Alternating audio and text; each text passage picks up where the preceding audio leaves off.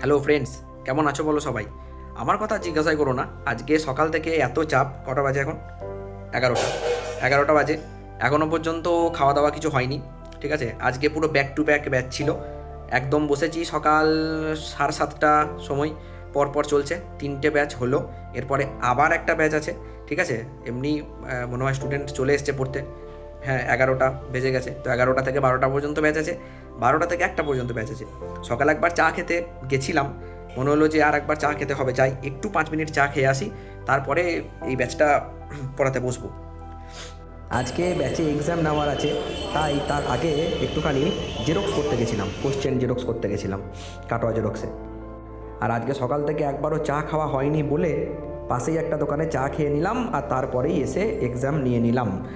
তারপরে বাড়ি এসে একটা ফর্ম ফিল আপ করতে বসলাম। না, প্রথমে এক্সামটা নিলাম, তারপরে এই মাত্র একটা ফর্ম ফিল আপ করতে বসলাম।